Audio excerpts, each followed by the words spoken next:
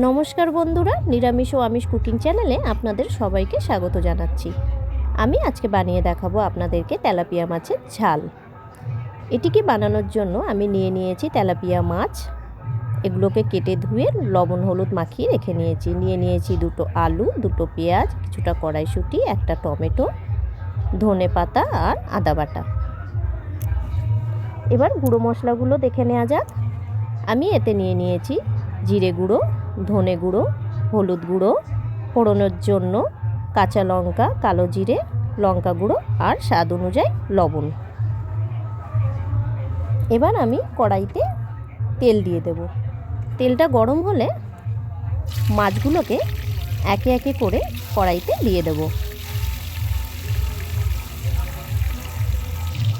মাছগুলোকে লাল হওয়া পর্যন্ত ঠিক এইভাবে উল্টে পাল্টে ভেজে নেব।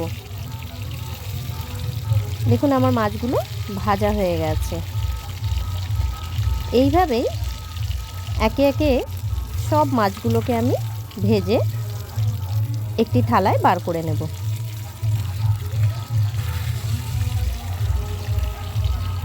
দেখুন মাছগুলো ঠিক লাল লাল করে ভেজে নিয়েছি। এবারে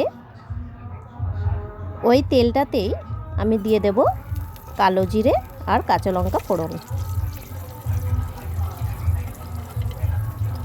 তারপরে এতে আমি দিয়ে দেব পেঁয়াজ কুচি। পেঁয়াজ কুচিটাকে দিয়ে ভালো করে নেড়ে নেব। হালকা লাল হবে, খুব বেশি লাল হবে না, হালকা লাল হবে। তারপরেই আমি কিন্তু আলুগুলোকে এতে ছেড়ে দেব। আলুগুলোকে দিয়ে খুব সুন্দর করে ভাজবো,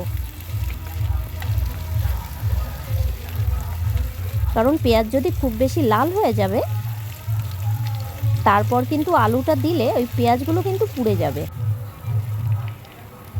দেখুন আলুটা হালকা লাল হয়ে গেছে, পেঁয়াজগুলোও কিন্তু লাল হয়ে গেছে। তারপরে আমি কিন্তু এর মধ্যে হলুদ আর লবণ দিয়ে দেব।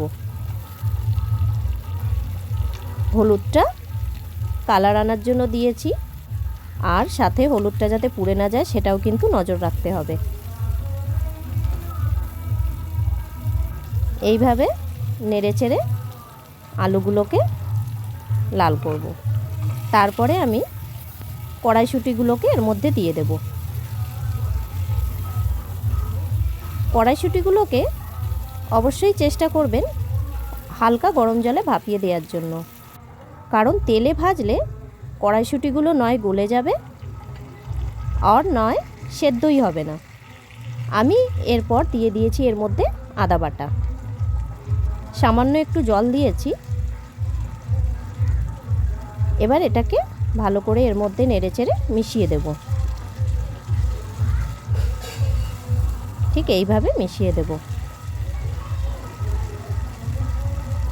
তারপরে আমি এতে দিয়ে দেব 1 চামচ লঙ্কার গুঁড়ো, জিরে গুঁড়ো, ধনে গুঁড়ো আর লবণ আগে থেকেই দিয়েছি, তাই এখন আর দেব না। জলটা দিয়ে ভালো করে মশলাগুলোকে কষিয়ে নেব। এইভাবে মশলাগুলোকে খুব সুন্দর করে কষিয়ে নেব। দেখুন আমার মশলাগুলো ভাজা ভাজা হয়ে গেছে। তারপর আমি টমেটোগুলোকে দিয়ে দেব। টমেটোগুলোকে দিয়ে আবার আমি কিছুক্ষণ নেড়ে নেব। আমার টমেটোগুলো প্রায় গলে এসছে।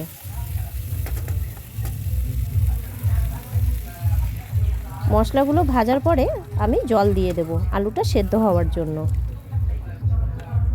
জল পরিমাণ মতন দিতে হবে, কারণ এর মধ্যে আবার মাছগুলো ছাড়তে হবে। তাই খুব কম জলও দেব না, যাতে জলটা পরে শুকিয়ে গেলে আবার যাতে কাঁচা জল না দিতে হয়।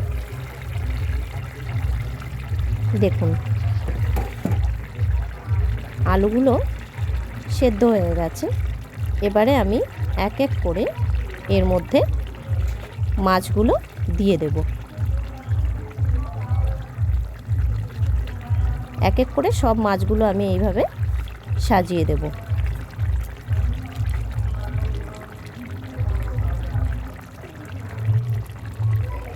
খুব বেশি জল দিইনি, এই জলগুলো মাছের মধ্যে টেনে নেবে।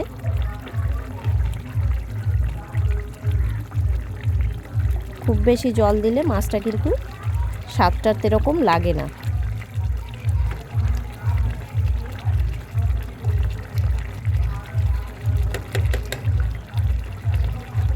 কয়েক সেকেন্ড এইভাবেই ছেড়ে দেব ফোটার জন্য মাছগুলোকে দিয়ে। কিছুক্ষণ ফোটার পরে এর ওপরে কুচিয়ে রাখা ধনেপাতাগুলোকে আমি ছড়িয়ে দেব। দেখুন এইভাবে ধনেপাতাগুলোকে ছড়িয়ে দেব। আমার এটা রেডি হয়ে গেছে। কালারটা কিন্তু খুব সুন্দর এসছে দেখুন। আমার এটা কমপ্লিট হয়ে গেছে। এবার আমি গ্যাসটা বন্ধ করে দেব। দেখুন আমার রান্নাটা কেমন লাগলো আপনারা কিন্তু কমেন্ট করে অবশ্যই জানাবেন।